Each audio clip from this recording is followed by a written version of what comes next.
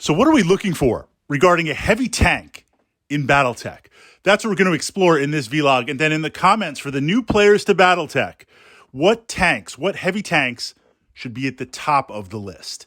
Now, within that framework, the first thing, of course, is battle value. This idea of light, medium, and heavy tanks, similar to light, medium, heavy, and assault mechs. You're spending a significant portion of battle value out of the points that you have for the game, if you're playing that, but if not, C-bills, tonnage, whatever it's going to be. And you need to be earning. We need to be getting the most that we can out of that battle value.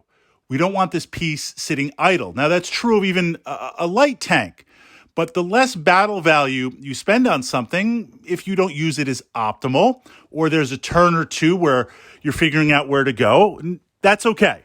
It's not optimal, but that's okay. But when you're spending that premium battle value, it needs to be out there making things happen. Now, I've jumped into the tank tactics, and I've pushed that up to the Battletech playlist here on the channel, but I wanted to summarize. I wanted to just framework for a second for the new players.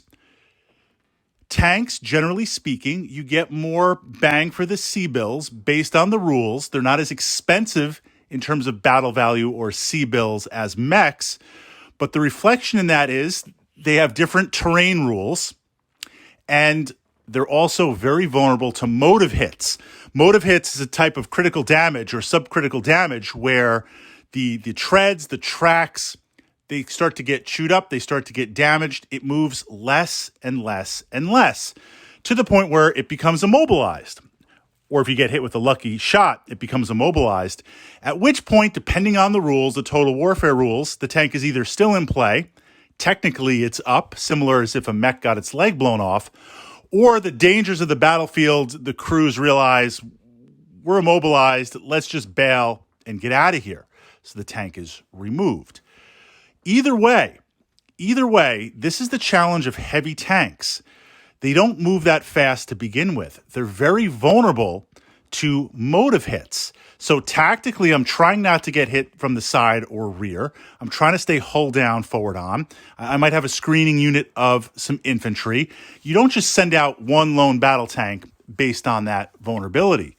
So in terms of a weapons mix or a weapons loadout, I'm primarily looking for long to medium range, significant long to medium range. This way, the speed isn't as bad because I'm going to be able to engage as soon as possible, pushing out with LRMs or PPCs. And if I do become immobilized, then at that point, I'm still able to push out range, assuming that I don't bail.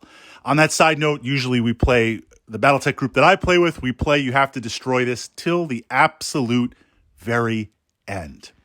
So that's what I'm looking for. What we do see, though, are some things that break that mold. Very, very short range type tanks. A perfect example is the Demolisher. This is a heavy tank, great armor, 2 autocannon 20s on a turret. I utilize this as kind of a blocker type tank. What that means is I try to get into position, taking into account that no matter how much of a tactical genius that I am, Battletech, I'm going to take motive hits, and I'm eventually going to become immobilized. If I can become immobilized at a key point, then that becomes essentially a bunker with a turret on it, and the turret is key. So within that framework, while it kind of breaks the general heavy tank tactica, that is the second consideration. Some tanks in Battletech are completely fixed in that their weapons are facing a certain way, usually forward, although there are a few with rear. There is one missile tank that has a bunch of short-range missiles, and it has a flamer in the rear. And in the narrative, it's like this way it can burn and cover stuff if it's retreating or moving away. I'm still a little suspect with that flamer to the rear. But within that framework, I am looking for heavy tanks with at least a turret. I prefer a turret as opposed to most of the weapons or all of them fixed forward. So at least if I get immobilized, now I have that kind of ring, that threat bubble that I can push out. But there are some very powerful tanks that, quite honestly, even though they don't have a turret, if you can keep them from becoming immobilized, they're very, very powerful. So within that checklist, what are we looking for? We're looking for a tank that we're going to get the most battle value on. We understand that it moves slow and it's vulnerable to motive hits. So we're looking primarily, but not always, for long-ranged weaponry. It can have some short range, it can have some medium range, but primary long to medium. And then we're looking preferably for a turret. That's the starting point. Now, if I'm going to break that Tactica checklist, again, I counter that with the Demolisher, 2 autocannon 20s heavy armor on a turret, then there's something very, very specific that I'm trying to do. Pushing it out there to my fellow mech commanders, combined arms. What heavy tanks should we be looking at the top of that checklist?